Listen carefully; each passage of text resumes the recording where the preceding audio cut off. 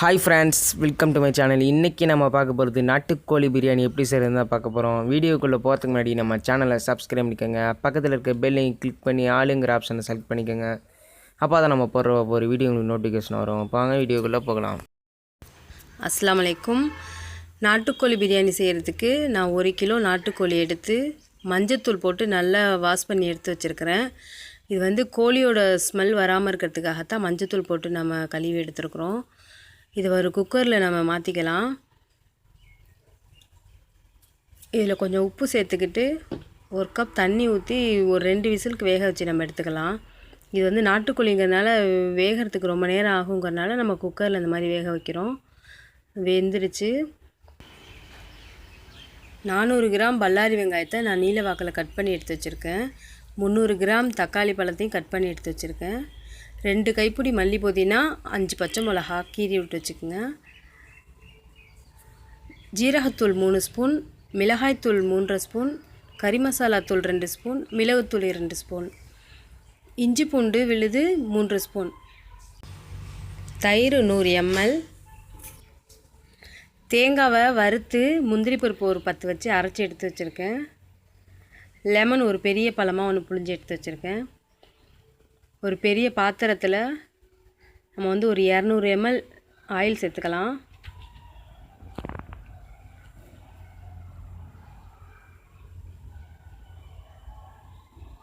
அதில் நம்ம ஏலக்காய், பட்டை, கிராம்பு 3 சேர்த்துக்கலாம். கொஞ்சம் பொரிஞ்சதுக்கப்புறம் நம்ம வெங்காயத்தை போட்டு வதக்கிக்கலாம்.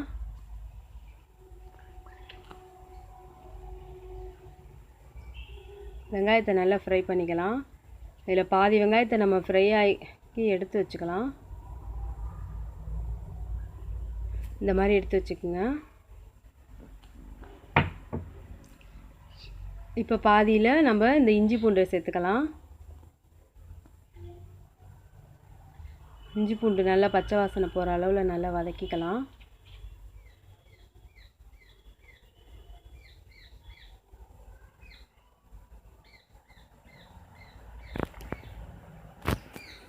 இப்போ நம்ம தக்காளி பழத்தை சேர்த்துக்கலாம்.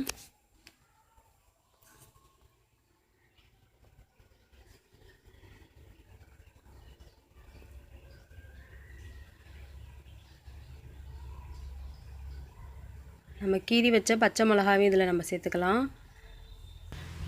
உங்களுக்கு காரம் ரொம்ப பிடிக்கும்டா இன்னும் 2 பச்சை மிளகா கூட நீங்கள் சேர்த்துக்கலாம்.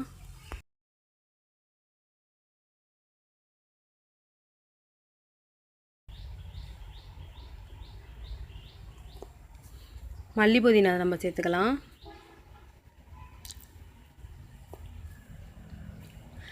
நல்லா இப்போ வதக்கி விட்டுக்குங்க.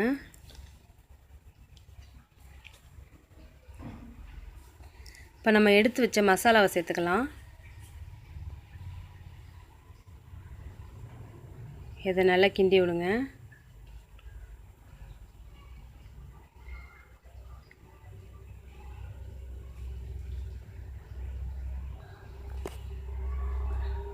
இப்போ நம்ம தயிர் சேர்த்துக்கலாம்.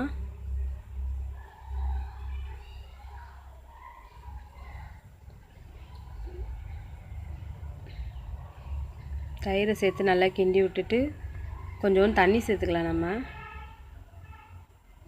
மசாலா பிடிக்காமல் இருக்கிறதுக்காகத்தான்.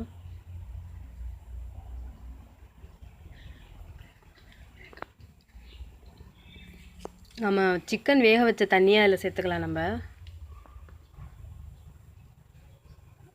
இப்போ கொஞ்சம் தேவையான அளவு உப்பு சேர்த்துக்கலாம். நம்ம வேக வச்ச சிக்கனையும் அதில் போட்டுக்கலாம்.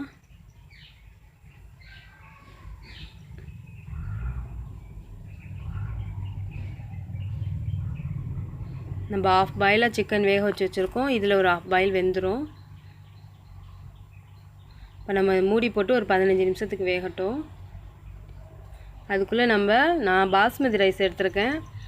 நீங்கள் சீரக சம்பா எது வேணுமோ எடுத்துக்கலாம். இதை கழுவி ஒரு அரை மணி நேரத்துக்கு நம்ம இதை ஊற வச்சுக்கலாம். இப்போ இந்த குருமாவில் நம்ம அரைச்சி வச்ச தேங்காய், முந்திரி பருப்பு அதில் ஊற்றிக்கலாம். லெமனையும் நம்ம சேர்த்துக்கலாம்.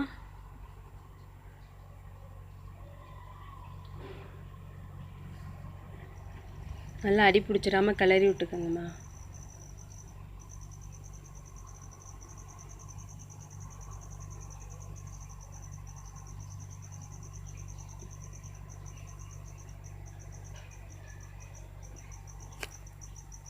இது நல்லா ஒரு 10 நிமிஷத்துக்கு கொதிக்கட்டும். தண்ணி நல்லா சூடாயிடுச்சு. இதில் நம்ம ஊற வச்ச அந்த பாஸ்மதி ரைஸை போட்டுக்கலாம்.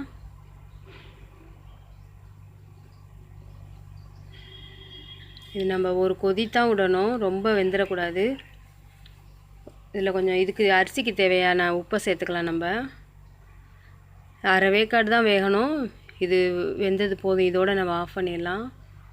இதை நம்ம வடித்து எடுத்துடலாம். இந்த குருமாவை ஒரு பாத்திரத்தில் நம்ம கொஞ்சம் மேலே அள்ளிக்கலாம்.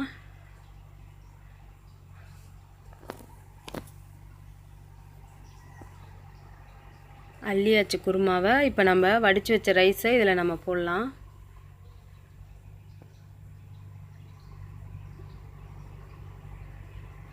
அப்படியே எல்லா ரைஸையும் மேலாப்பில் பருத்தி விட்டாப்பில் போடுங்க.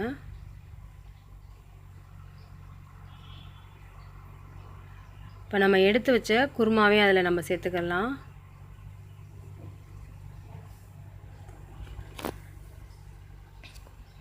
அப்படியே மேலாப்பில் கொஞ்சோன்னு அந்த குருமாவை நம்ம பிரட்டி விட்டுக்கலாம். கொஞ்சம்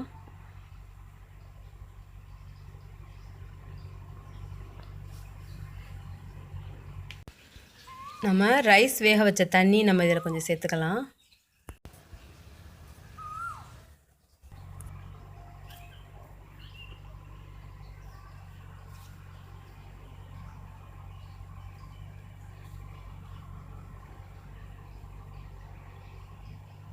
இது அப்படியே இது மேலே வறுத்து வச்ச நம்ம வெங்காயத்தை சேர்த்துக்கலாம்.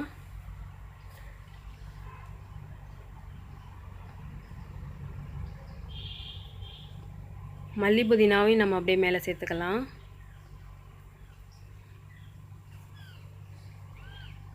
இப்போ இது ஒரு மூடி போட்டு ஒரு 10 நிமிஷத்துக்கு அப்படியே சிம்மில் இருக்கட்டும்.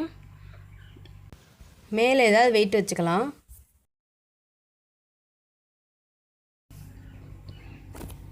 ஒரு 10 நிமிஷம் கழித்து நம்ம மறுபடியும் பிரட்டி விடலாம். அடியோடு கிளறாமல் மேலாப்பில் மட்டும் கிளறலாம்.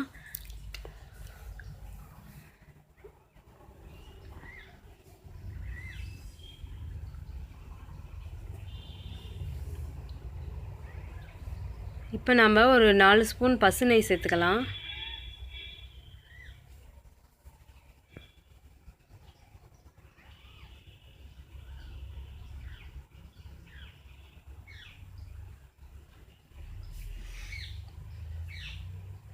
ஃபுட் கலர் கொஞ்சம் நம்ம இதில் சேர்த்துக்கலாம். இது வந்து நீங்கள் தேவைப்பட்டால் சேர்த்துக்கங்க. நான் இன்றைக்கி சேர்த்துருக்கேன். இப்போ இதை மூடி போட்டு இன்னொரு 10 நிமிஷத்துக்கு அப்படியே கொஞ்சம் நேரம் தம்மில் இருக்கட்டும். சிம்மில் வைங்கம்மா. இப்போ திறந்து மறுபடியும் கிளறி விடலாம். நம்ம இதை நல்லா நம்ம பிரட்டி விட்டுக்கலாம். எல்லா பக்கமும் கலர் எல்லாம் போகிற அளவில் நல்லா பிரட்டிக்கலாம். சிக்கன் கீழே உடஞ்சிராமல் நல்லா மாதிரியாக பிரட்டி விட்டுக்கலாம். நம்மளோட சூப்பரான நாட்டுக்கோழி பிரியாணி ரெடி ஆகிடுச்சு. சூப்பரான பிரியாணி. நீங்களும் வீட்டில் இதை ஒரு தடவை ட்ரை பண்ணி பார்த்துட்டு எனக்கு எப்படி இருந்துச்சுன்னு கமெண்ட் பண்ணுங்கள். இந்த வீடியோ உங்களுக்கு பிடிச்சிருந்தால் லைக் பண்ணுங்கள், ஷேர் பண்ணுங்கள், கமெண்ட் பண்ணுங்கள். நம்ம சேனலில் சப்ஸ்கிரைப் பண்ணிக்கோங்க. அது மட்டும் இல்லை, கீழே டிஸ்கிரிப்ஷனில் என்னோட எல்லா வீடியோவும் கொடுத்துருக்கேன், அதையும் பாருங்கள். கூடிய சீக்கிரத்தில் நம்ம இன்னொரு வீடியோவில் சந்திக்கலாம். தேங்க்ஸ் ஃபார் வாட்சிங்.